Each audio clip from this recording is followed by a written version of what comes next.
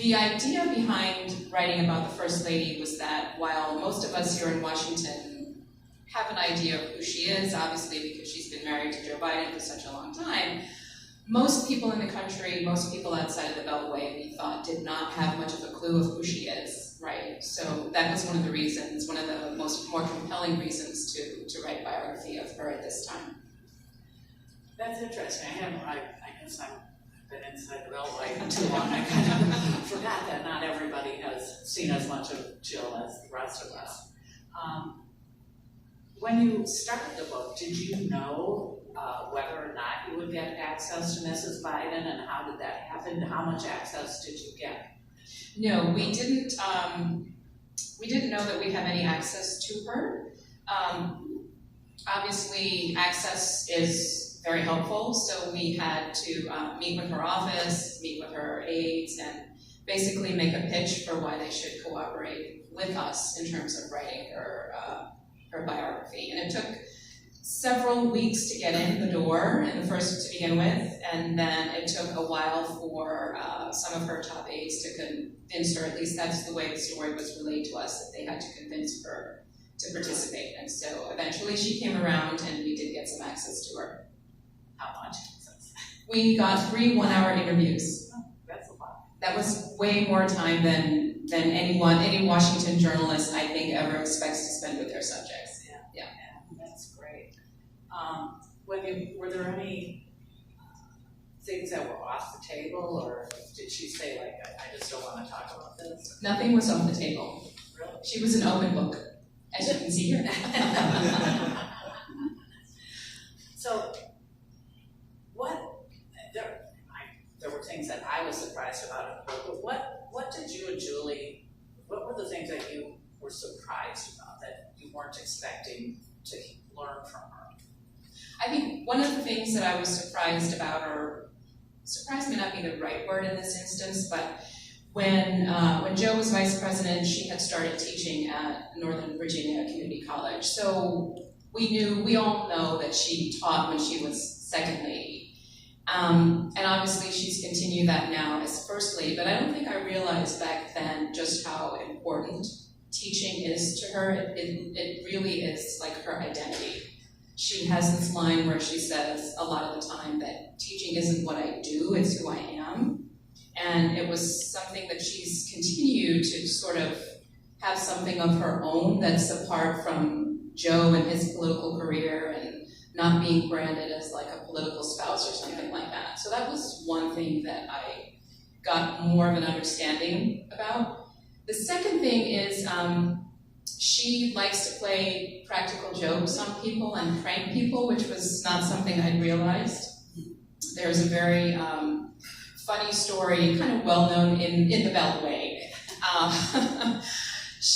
Joe was still vice president. She was traveling on a trip somewhere, and she'd gotten to Andrews and boarded the plane and crawled into one of the overhead bins and, closed herself in the bin, and whoever came along to put their bag up there, she just pops right out.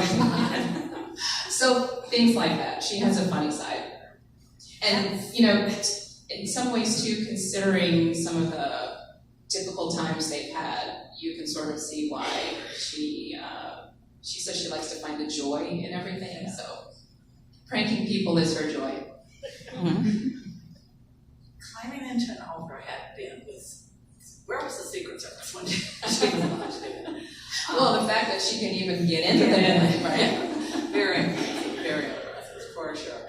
I was, to kind of piggyback on what you said, what I was surprised about in the book, we all know she teaches, but I kind of thought it was a little more part-time. I didn't realize like the amount of time and effort. I felt like, is this more like a thing you could say you do? Like a show thing? Yeah, a little bit. But it was you'll find out. But it was very interesting. I don't know. To me, how committed, like, grading papers on Air Force One and things like that. I was really surprised. Yeah, she's very much dedicated to teaching. She's been teaching now for almost 40 years, and she just started another semester. Amazing. What, was it hard talking to her, or did you talk to her about some of the, bad times, deaths and Bo and Hunter? No, not hard to talk about it. It was certainly emotional, and it was emotional for her. There were moments when, of course, she got emotional or teared up just remembering all those bad times. But in doing anybody's life story, you do have to talk about the bad as well as the good. So we did go there, yeah. Yeah. So, right, I wish Julie was here for this question, but you get to be the spokeswoman for both of you.